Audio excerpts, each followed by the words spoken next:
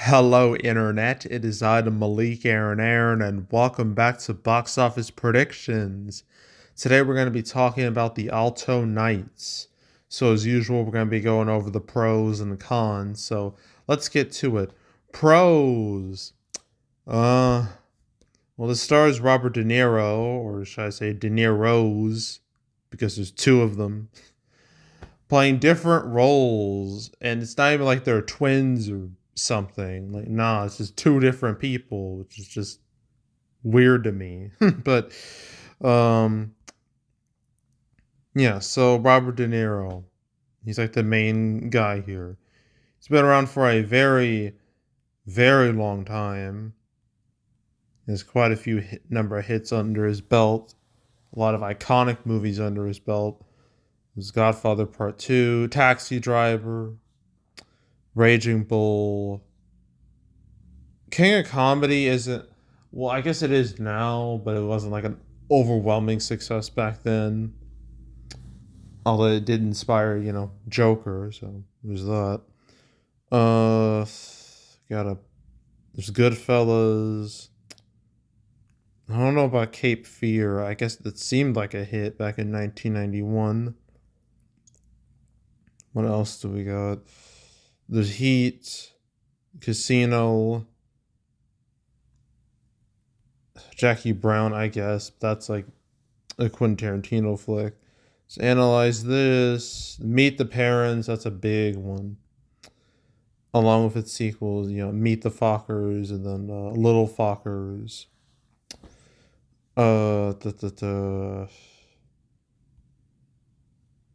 Trying to look at Shark Tale. That's a voiceover role, so I'm not really gonna count that. But Shark Tale had probably the most.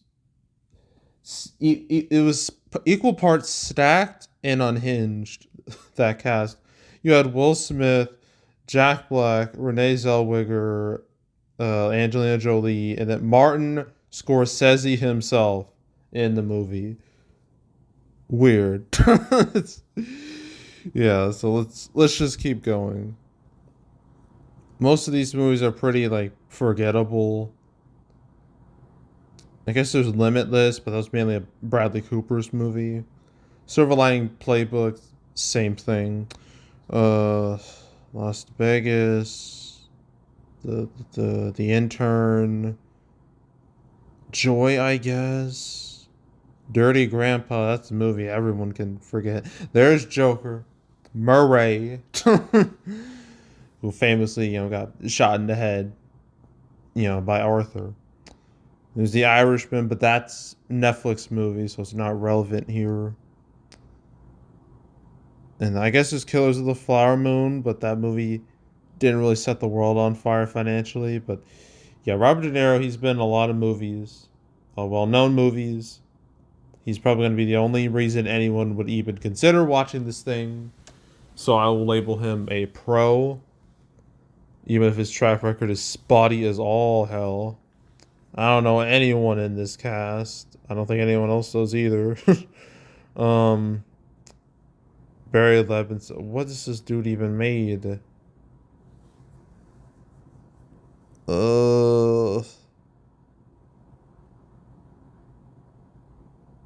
Okay, nothing of like real importance, serious importance. That's what they directed. Rain Man. Okay, well that was a big hit back in the 80s. Good Morning Vietnam, same thing. The heck is Sleepers? Never heard of Sleepers in my life. Uh, yeah, it just kind of fell off after that, and he's here doing this for some reason. So I can't really. Good God, this man is old. He's 82. He's the oldest De Niro. Like, god damn. Can't really comment on the director all that much.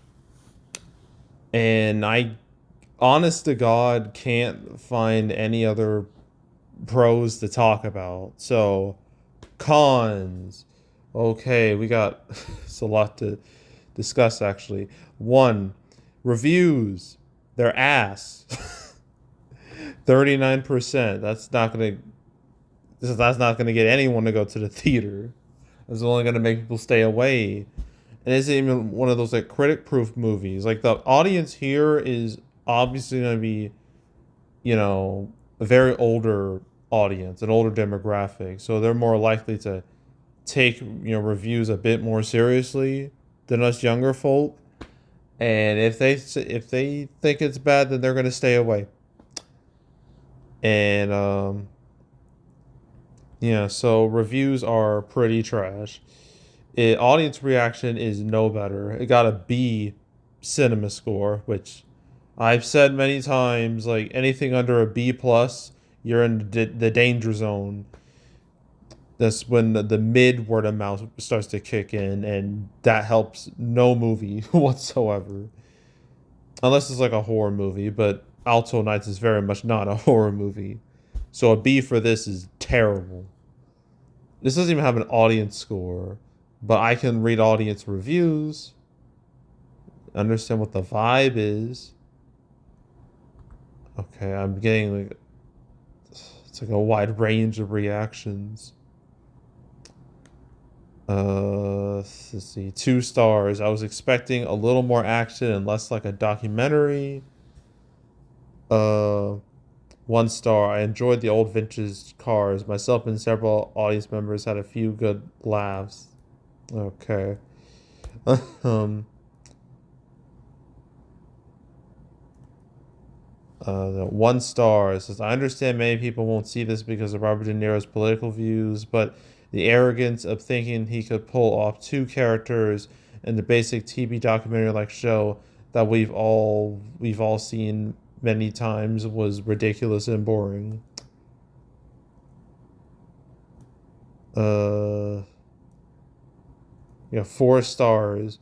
Masterclass of amazing acting. Yeah, okay. uh Got a half star.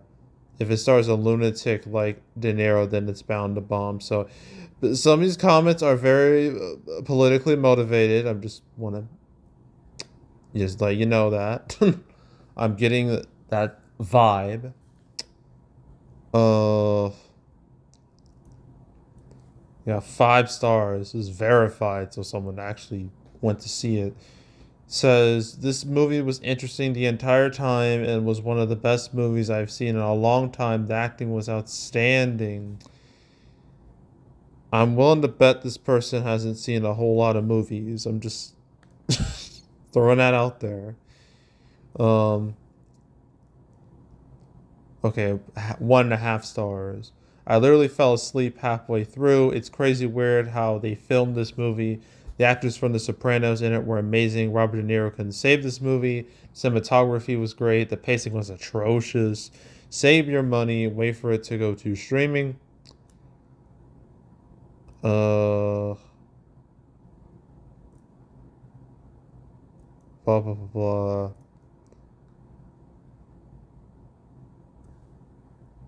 Okay, we got a half star. De Niro's best acting days are definitely far behind him. His movies keep getting worse and worse, and it's same old. It's just same old, same old. Spend your $15 on another movie instead. I recommend Novocaine. It has good reviews for a reason. It's really good. So yeah, yeah. Reactions aren't great across the board. So yeah, reviews trash, word of mouth not good either. So those are both cons. Another con, marketing. where where is it? Like this is from Warner Brothers. This is from like some no name studio, and despite that, I feel like no one out there is even like heard or even thinking about this movie. Literally, obviously I know this movie exists because I go on like the websites like the numbers all the time just to check like what's coming out and what I got to prepare for. But if I didn't, you know, check, websites for this stuff, the only way I would know this movie even existed is because of the poster they have in my local AMC. That's it. That is the only evidence that this movie exists outside of me being online. Like, that should tell you a lot. I've seen no ads for this movie whatsoever. I saw an ad for Sinners the other day, a movie that comes out in a month, and yet no ads for this. I think that should tell you a lot right there. So, yeah, basically non existent marketing. That's a con, obviously. Another con, the box office market, it's terrible. It is so bad. It's been weak for a while, and this weekend it's not going to improve significantly, like at all. It's ugh. I'm running out of words to describe just how just trash it is. And this weekend is kind of a busy weekend, but nothing's popping off. Not even a little. Like Snow White has the most momentum, but even then, that movie's looking like a huge bomb. So, and everything else is just dead. So like, nobody's winning. No one's winning nothing. So, yeah, very slow box office, depressing box office. I'll label that as a con. Um, Trying to think of some other cons. Mm, I think that's it. Yeah, yeah, I think that's yeah. Pretty sure that's like the major stuff. So opening weekend, from what I've seen, from like early numbers I've seen, this is projected to hit. Let me see. I gotta scroll up to find it because it's there. Okay, $3 million. 3 million opening weekend on a budget of about 45 mil. Oof. That's a big fucking yikes. So its final total, I don't see this having a long life at all. I see this like coming and going like real fast. Um 7 to 8 million. I wouldn't be surprised if it did worse, but 7 to 8 million final total. And yeah, that was the Alto Knights. Another dud for Warner Brothers this year in what's probably one of their more riskiest years when it comes to box office. They better hope the Minecraft movie gets them out of this hole. If it doesn't, then they're really screwed. Okay, so we got four more movies to do. Yay. Ash, Disney, Snow White, which I am just waiting to talk about because there's so much shit going on with that movie. It's madness. it's that's gonna be an overwhelming video by itself because of all the shit that's happened with it. And there's also Locked in Magazine Dreams, but this weekend's all about Snow White for all the wrong reasons. So yeah, but that's what I really want to talk about. But the rest of these, stay tuned for my prediction videos on those. But yeah, so that's it. That's all. Make sure to subscribe, like this video, leave a comment, turn on notifications, share the whole drill. You want to check out more videos like this? I got playlists on the homepage. All previous prediction videos I made this year, the past few years. You want to watch any of them? Go right ahead.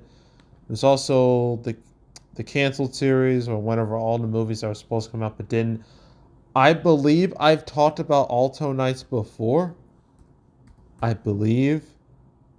Yes, I have. Okay, I talked about it twice. The first time was episode 213. I talked about it alongside Aquaman 2, Magazine Dreams, which funny enough is coming out the same weekend. Elio, Snow White, which is also coming out this weekend. Some weird coincidence. And Black Phone 2.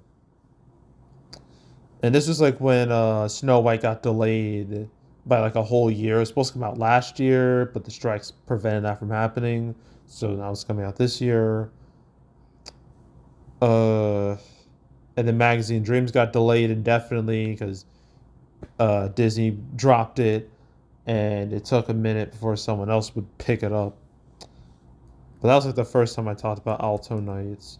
Second time was episode 238. I talked about it alongside the Batman Part 2, Venom's The Last Dance, aka Venom 3, and Salem's Lot. So, yeah, those are the two times I talked about it. Well, actually, I talked about some other movies. I'm looking at my description for 230. I also talked about The Bride and One Battle After Another from Paul Thomas Anderson. But I just didn't put that in the title. I just wanted to give him a mention. But yeah, so those are the two times I talked about it. So if you want to watch those cancel episodes or any other ones I've done on the channel, you can go right ahead. There's also shoot. Yeah. Box office recaps where I go over the box office results for any particular month. March, that recap video will be, I'm gonna say like mid April, yeah, mid April roughly. Ooh, that video is I'm not sure if I made a recap video where it was in 100% negative in tone. I feel like March is going to be the first. So, because goddamn, March has been a catastrophe. Like things historically, box office is supposed to get better around this time, not worse. But that's not how 2025 is operating. So, yeah, that stay tuned for the March recap. But if you want to watch any of my previous recap videos of Man on the channel, you can go right ahead. And yeah, that's it. That's all. I'm out. Goodbye.